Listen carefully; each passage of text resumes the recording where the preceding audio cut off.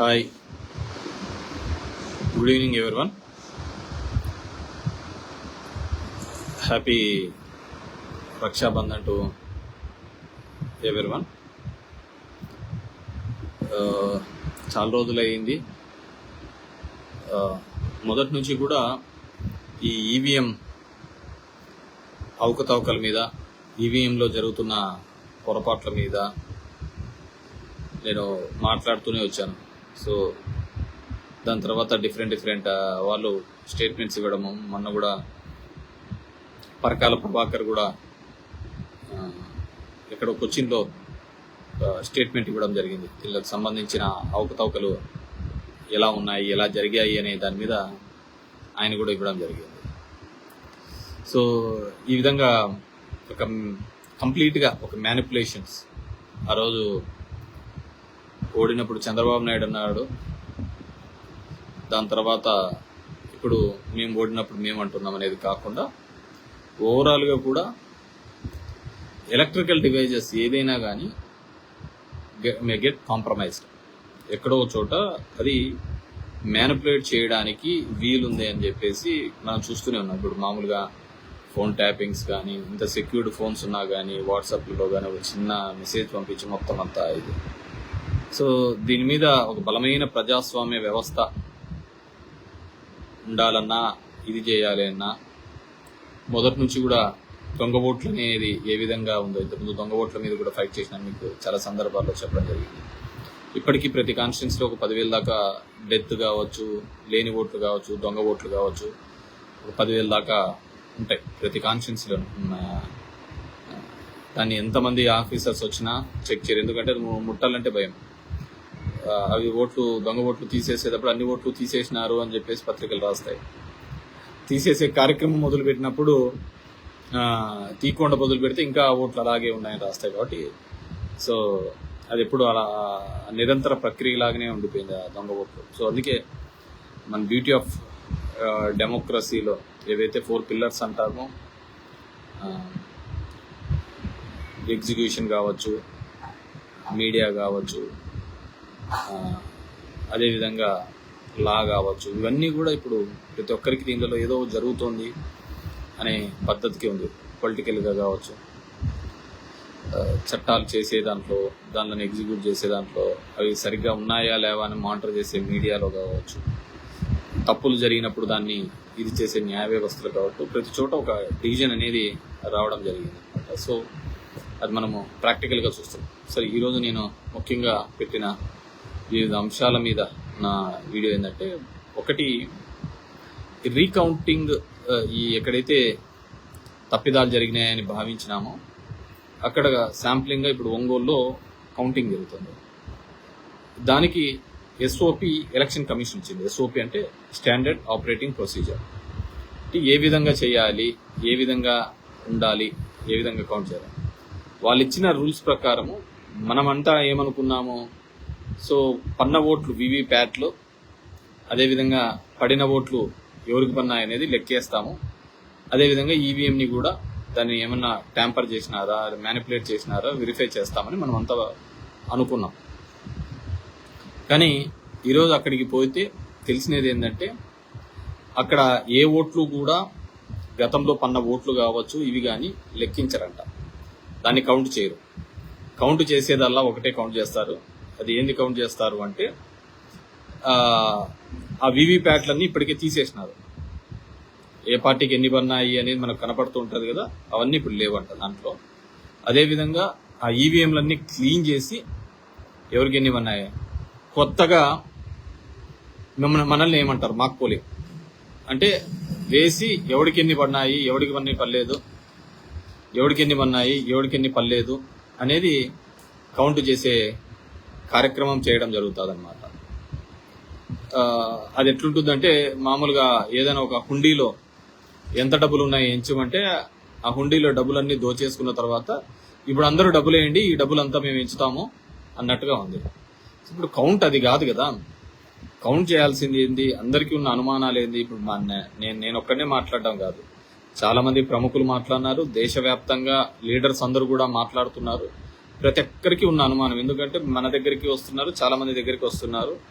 మేము వేసామో ఎక్కడికి పోయినాయి ఓట్లు అనేది ప్రతి ఒక్కరికి ఉన్న ఆలోచన విధానం అన్నమాట.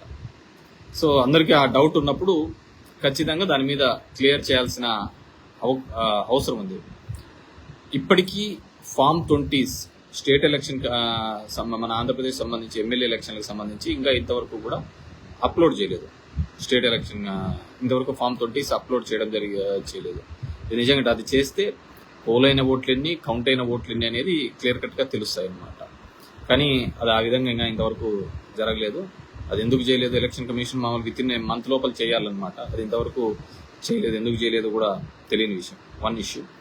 సో ఇప్పుడు ఒంగోలులో జరుగుతున్నది, అక్కడ వాళ్ళకి ఇచ్చినది ఏంటంటే ఏ ఓట్లు ఏ దానికి పన్నాయి అనేది ఇప్పుడు వెరిఫై చేయరంట. ఆ వీవీప్యాట్లను కూడా కౌంట్ చేయరంట. వాళ్ళు ఇప్పుడు మొత్తం అన్ని క్లియర్ చేసినారు. ఎందుకంటే నాకు తెలిసి అయిపోయిన 15 రోజులకో 20 రోజులకో ఎలక్షన్ కమిషన్ ఒక ఆర్డర్ ఇచ్చింది.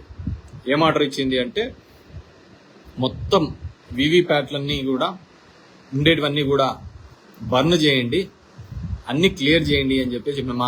నాకు తెలిసి మా జిల్లాలోటి, మా ధర్మవరంలో అయితే ఇప్పటికే బెంగళూరు కూడా వెళ్ళిపోయినాయి ఆ ఈవీఎంస్ అన్ని కూడా, అన్నింటినీ కూడా పంపించినారు. ఇంకా చేసేది ఏంది లేదు.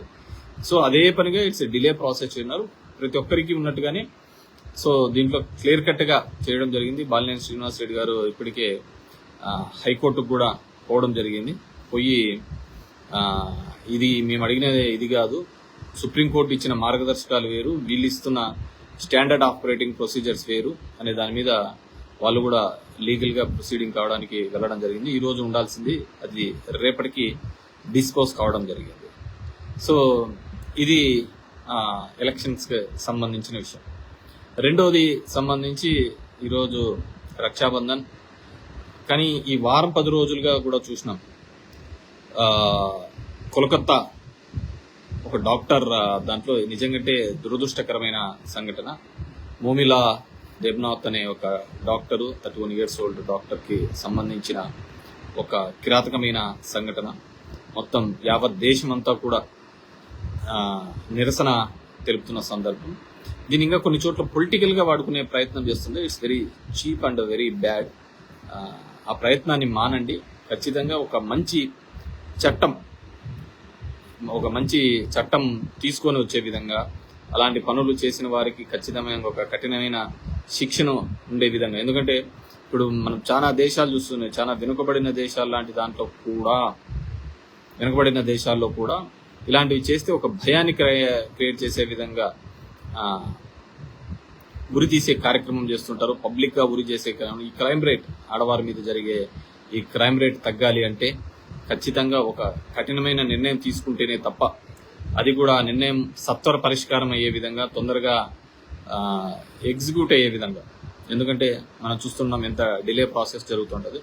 సరే, న్యాయస్థానాలకు వారికి ఉన్న ఒత్తిడి వారికి ఉండొచ్చు ఉన్న కేసెస్లలో, కానీ ఇలాంటి దానిలకు సపరేట్ కోర్ట్స్ అన్న పెట్టించేసన్న స్పీడ్గా తీర్పులు వచ్చే విధంగా ఉంటే చాలా బాగుంటుందని అనుకుంటున్నాను. ఎందుకంటే దానికి మన దేశంలో ఫోరెన్సిక్స్లో కానీ, దీనిలో కానీ, ఎవిడెన్స్ కలెక్ట్ చేయడంలో కానీ, ఇంకా ఇన్వెస్టిగేషన్లో చాలా లోపాలు ఉన్న మాట వాస్తవం మనం అనుకున్నాం. అందుకే చాలా ఈ క్రైమ్స్ జరిగిన వాళ్ళలో చాలా మంది తప్పించుకునే అవకాశం దీని కారణాల వల్లనే చాలా ఉంటారు. సో వాటినన్నింటినీ కూడా ఒక మంచి చట్టాలు తీసుకొని రావడం వల్ల, మనం చూసిన కొత్తగా చట్టాలు మార్చినారు కానీ నెంబర్లు ఒకటే మార్చినారు, 302 ఇట్లా ఈ విధంగా చట్టాలు మార్చినారు తప్ప ఈ పాత చట్టాలే దాని మీద.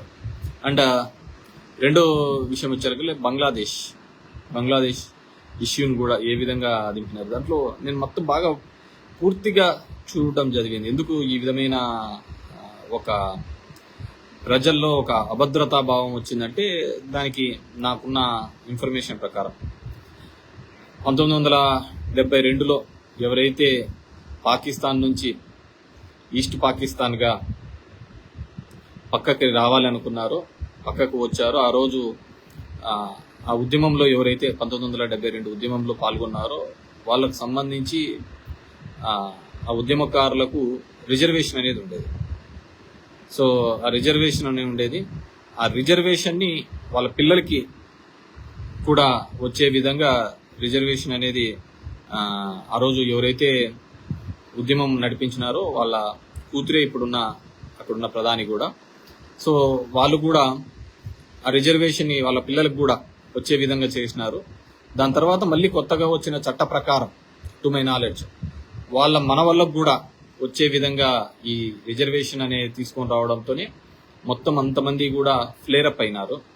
సో ఆ విధంగా కాకుండా కేవలం ప్రతిభ ఆధారితంగానే రిజర్వేషన్స్ ఉండాలి అనే దాని మీద ఆ విధంగా వెళ్ళిన తర్వాత మళ్ళీ అక్కడ సుప్రీంకోర్టు అది కొట్టివేసిన తర్వాత కూడా ఆ అభద్రత అనేది ప్రజల్లోకి ఉండడంతో ఖచ్చితంగా రిజర్వేషన్ వ్యవస్థనే తీసివేయాలి అనే ఒక సిస్టంతో ఉండడంతో మళ్ళీ ఆ ఉద్యమంలో జరిగి చివరికి అక్కడున్న ప్రధాని దేశం వదిలిపెట్టి రావాల్సిన పరిస్థితి. సరే, దాని వెనకాల అమెరికా అదేవిధంగా మిగతా దేశాలు కూడా కుట్ర దాగి ఉంది అనేది కూడా అంటున్న విషయం. సో వాట్ ఎవర్ మేబీ అది తేలాల్సింది. కానీ the main reason is against reservations అక్కడ జరిగిన ఇది. మరి అలాంటిది కూడా మన భారతదేశంలో కూడా మళ్ళీ ఏమన్నా మొదలవుతుంది అనేది. రెండో దానికి సంబంధించి ఒలింపిక్స్ సంబంధించి వినేష్ ఫోగాట్ ఒక రెజ్లర్ గురించి బాగా రాజకీయం జరిగింది. సో నేను మొత్తం అందరివి చూడడం జరిగింది. మనకు వచ్చిన మెడల్స్ ఏంటి హైయెస్ట్గా అమెరికా మొదటి స్థానంలో ఉంటే, చైనా రెండో స్థానంలో ఉంటే, జపాన్ లాంటి చిన్నవి మూడో స్థానంలో ఉంటే, మనము 84 దేశాలు దీంట్లో పాల్గొంటే మనం 71 స్థానంలో మనం ఉండడం జరిగింది. సో అందరికీ కూడా మెడల్స్ కావాలి, కానీ దానికి సంబంధించి మనం క్రియేట్ చేస్తున్న ఫెసిలిటీస్ ఏంటి, మనం ఇక్కడ ఇస్తున్న అవకాశాలు ఏంటి? కేవలం నారాయణ చైతన్య ఇలాంటి దానిలో రాత్రింబగులు చదివించి పెడితే మెడల్స్ ఏందొస్తాయంట? మనకు కేవలం ఒకటే క్రీడని మీద మనం అందరం కూడా ఆధారపడి క్రికెట్ అనే క్రీడని చుట్టే తిరుగుతూ ఉంటే భారతదేశంలో ఇంకొక ఆట కానీ ఇంకా క్రీడలు కానీ ముందుకు తీసుకున్నాను. ఇంతకుముందు నేను చాలాసార్లు చెప్పడం జరిగింది, చాలా చోట్ల కూడా చెప్తూ ఉంటాను. నాదొక వీడియోలో చూశాను, గేమ్స్ ఆడటం లేదా అంటే మా అమ్మ ఫోన్ ఇవ్వలేదు అనేది. సో అందరికీ అదొక కామెడీ లాగా అనిపించింది, కానీ నాకు బాధ అనిపించింది. ఎందుకంటే ఈరోజు మన దేశంలో ఉన్న వ్యవస్థలో ముఖ్యంగా ఏంటంటే చదువు అంటే కేవలం ఫోన్ల మీదనే తప్ప ఫీల్డ్ మీద గ్రౌండ్లలో లేదు. చాలా స్కూల్స్ కూడా అదే విధంగానే వాళ్ళని ప్రోత్సహిస్తుంది. తల్లిదండ్రులు కూడా అదే ఆశిస్తున్నారు, మార్క్స్ తప్ప వేరే దానిల గురించి ఆలోచించడం లేదు. కేవలం మార్కులు వస్తే చాలు అనే దానిల మీద తప్ప ఇంక వేరే దానిల గురించి ఆలోచించడం దురదృష్టకరమైన సంఘటన. అదేవిధంగా సెకండ్ థింగ్, సో ఆ విధంగా రావాలంటే పిల్లల తల్లిదండ్రులు ప్రోత్సహించాలి, ప్రభుత్వం దానికి సంబంధించిన ఫెసిలిటీస్ ప్రతి చోట కూడా స్పోర్ట్స్కి అంతేగా విధంగా ఫెసిలిటీస్ ఇవ్వాల. మిగతా రిజర్వేషన్లు దీనిలో కంటే ఆ స్పోర్ట్స్ కోటాలో ఉన్న వాళ్ళకు మంచి రిజర్వేషన్స్ ఇచ్చి దీనిల వల్ల మంచిగా ఉద్యోగాల అవకాశాలు వస్తాయంటే డెఫినెట్గా కూడా దానిలో ముందుకు తీసుకొని పోయిన విధంగా ఉంటుంది. మనం ఫెసిలిటీస్ ప్రొవైడ్ చేయకుండా మనకు మెడల్స్ రావాలంటే మనకు రావన్నమాట. సో అదొకటి. And coming to the AP state, నేను ఇంతకుముందు కూడా చెప్పడం 15,000 కోట్లు పార్లమెంట్లో అనౌన్స్ చేసిన తర్వాత అది గ్రాంట్ రూపంలోన ఇది అంటే మళ్ళీ మన చంద్రబాబు నాయుడు గారు పోయినప్పుడే అది అప్పు తొందరగా ఇప్పియండి వరల్డ్ బ్యాంకులతో అని చెప్పి చెప్పడం జరిగింది. సో ఇట్స్ అప్పు బేస్ మీదే మనకు రావడం ఇది చాలా తప్పు అని నేను అనుకుంటున్నాను. మొత్తం అంతా ఒకటే ప్రాంతంలో ఇన్వెస్ట్ చేయడం వల్ల మళ్ళీ ప్రాంతీయ అసమానతలు రావడానికి అవకాశం ఎక్కువ ఉంటుందనేది నా యొక్క ఫీలింగ్. మొత్తం శ్రీకాకుళం నుంచి అనంతపూర్ వరకు ప్రతి ప్రాంతము అభివృద్ధి జరగాలి. అక్కడ సైంటిఫిక్గా ఏదైతే ఫీజిబుల్ అవుతుందో వాటిని డెవలప్ చేసుకునే కార్యక్రమం జరిగితే బాగుంటుంది. ఆ విధంగా గతంలో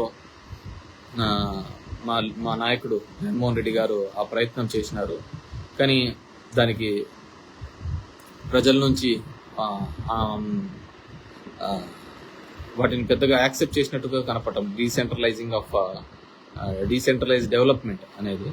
సో మేబీ ద మీడియా ఏదైతే చూపిస్తోందో అదే నిజంగా నమ్మించే భావంలో ఉన్నారు కాబట్టి దానికి మనం ఎవడు చేయలేని కార్యక్రమం. ఎందుకంటే ఇప్పుడు కొత్త తరహా రాజకీయాలు పుట్టుకొచ్చాయి. మామూలుగా. సో అంతా ఒకటే ప్రాంతానికి ఈ ప్రాంతంలో ఇది ఈ ప్రాంతంలో ఇదని ఎక్కడ ఇంతవరకు డిస్కషన్ ఏం జరగలే. సరే, సో అది జరగలేదు కాబట్టి ఎందుకంటే నిదానంగా 1 by 1 వస్తుంది. ఇప్పుడు పోలవరంలో ఉంది. పోలవరంలో నిన్న టెక్నికల్ కమిటీస్ అవన్నీ వచ్చి కూడా ఎవాల్యుయేట్ చేసినాయి. ఆ రోజు ఈ విధమైన గత తెలుగుదేశం ప్రభుత్వంలో జరిగిన తప్పిదాలు, ఎందుకంటే అదేదో ప్రొజెక్షన్ చూపించాలి, నేనే మొత్తం అంతా చేసేసినాను అయిపోయినాయి అనే ఒక ప్రయత్నంలో భాగంగా విఫలమైపోయి ఈరోజు ఆ పోలవరం దానికి జాప్యానికి అదే కారణమైందని చెప్పేసి ఇప్పుడు కూడా చెప్తున్నారు. సో అది స్పీడప్ కావాలి అంటే ఆ రోజే కానీ నిదానంగా స్టెప్ 10 కాలాలు ఉండాల్సిన రిజర్వాయర్స్ జాతీయ సంపద దానిలకు మన క్రెడిట్ కంటే కూడా వాటి స్టాండర్డ్స్ మెయింటైన్ చేయాలి. ఇప్పటికీ చూస్తున్నాము అప్పుడు కట్టిన బిల్డింగ్స్ కానీ రిజర్వాయర్స్ కానీ ఎంత స్టాండర్డ్గా ఉన్నాయి. అది వదిలిపెట్టేసి మనం ఏదో అత్యుత్సాహం చూపించాలి అనే ప్రయత్నం చేస్తుంటే ఆ విధమైన ఇబ్బంది జరిగినదని నేను అనుకుంటున్నాను. అండ్ ఒక కొత్తమైంది మా వాళ్ళు ఎప్పుడూ అంటారు అన్న, వాళ్ళు వచ్చినప్పుడు వాళ్ళు తెలుగుదేశం ఉన్నా వీళ్ళు ఇది అని ఆఫీసర్లకు ముడిపెట్టే ప్రయత్నం చేస్తాను. నేను ఎప్పుడు అంట నీకోసం నా కోసము ఒక ఉద్యోగస్తుడు అంటూ ఉద్యోగంలో జాయిన్ కాడు, అక్కడ ఉన్న ఆ ప్రభుత్వాలు చేయించుకునే పనిని బట్టి ఉంటుంది. మామూలుగా మేము ఒక సిఐ ఎస్ఐ లేకుంటే ఇంకో కింది స్థాయిలోనే ఆ విధంగా మాట్లాడేవాళ్ళు. ఇతను టీడీపీకి సంబంధించిన ఉద్యోగిన, ఇతను వైసీపీకి సంబంధించిన ఉద్యోగిన. కానీ మొట్టమొదటిసారిగా అది ఐఏఎస్ ఐపీఎస్ వరకు కూడా పాకింది. సో ఇతను వైసీపీకి రోజు పేపర్లలో అదే చూస్తున్నాం. ఇంకా ఇప్పటికీ వైసీపీ అధికారులే ఉన్నారు, ఇప్పటికీ వైసీపీ వాళ్ళు అదే చెప్పారు. దీంట్లో వైసీపీ అధికారులు టీడీపీ అధికారులను ఎక్కడా ఉండరు, వాళ్ళ అధికారులు మాత్రమే. వాళ్ళను ఏ ప్రభుత్వము వాడి ఆలోచన విధానం ప్రకారం చేయించుకుంటుంటాదో వాళ్ళ ఉంటుంది. ఇప్పుడు సిసిఎల్ఏ సాయి ప్రసాద్ ఉండే, ఆయన పక్క చంద్రబాబుకు బంధువు అవుతారు, దూరంగా అన్ని అవుతారు. కానీ సిసిఎల్ఏ లాంటి కీలకమైన పోస్ట్ ఇవ్వడం జరిగింది. ల్యాండ్ టైటిలింగ్ యాక్ట్ అనేది ఏదైతే అందరూ విమర్శలు కురిపిస్తున్నారో ఆ టైటిల్ యాక్ట్ లో కీలకంగా ఉండేది కూడా ఆయనే మళ్ళీ. సో అలా ఉండదు. సో పరిస్థితులు బట్టి వారి యొక్క నైపుణ్యాన్ని బట్టి సో కన్సర్న్ డిపార్ట్మెంట్స్ కానీ వాళ్ళు కానీ దాన్ని వాడుకుంటా అంటారు. సో నీకోసం నా కోసం ఎక్కడ ఆఫీసర్లు అనేది పుట్టారనమాట. సో అదొకటి డిఫరెంట్గా కూడా ఇది చేస్తుంటారు. సో బీ ప్రాక్టికల్ ఏదైనా కావచ్చు.